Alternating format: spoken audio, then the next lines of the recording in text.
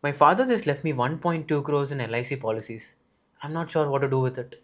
I'm sure everyone is telling you to hold it. Yes, everybody keeps saying that LIC is safe, but I don't know what to do with it. But safe and profitable aren't always the same thing. Most traditional LIC endowment policies generate between 4% and, if lucky, 6%. But India's inflation is around 5 to 6% over long periods. So after inflation, your actual wealth creation may have been zero. So you're saying that my money grew, but my purchasing power didn't really grow? Precisely. And that's something many families don't realize. Your father probably bought those policies believing he was building a wealth for the next generation. But inflation is taking a big part of the growth. So, are you saying I should surrender everything? Not necessarily. Before making any decision, let's break down this case. Your father bought an endowment policy 20 years ago with rupees 40 lakh. Today, the maturity value is roughly around 1.2 crore. That actually sounds pretty good. It does, until you compare it with what compounding could have done over the same period. If the same money had compounded at 12% annually for 20 years, the final amount could have been approximately 3.85 crores. Okay, so what do I do now?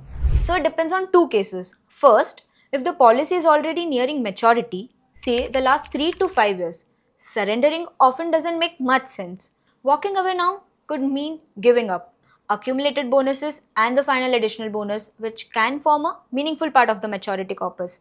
In those situations, holding the policy till the maturity is often the practical approach. And the second case?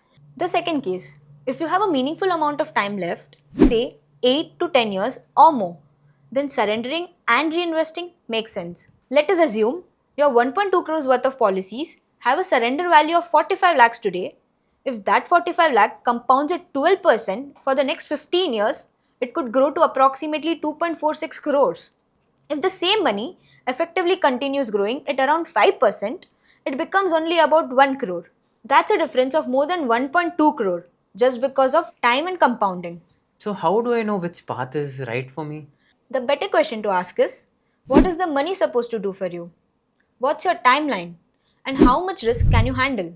Only after answering those questions should a strategy be built. Because 1.2 crore isn't just an inheritance, it is an opportunity. And it deserves more thought than simply continuing a policy because it is familiar. If you are confused with what to do next with such policies and what next step should be, speak to us at iThought. We help you evaluate the options and build a plan around your goals.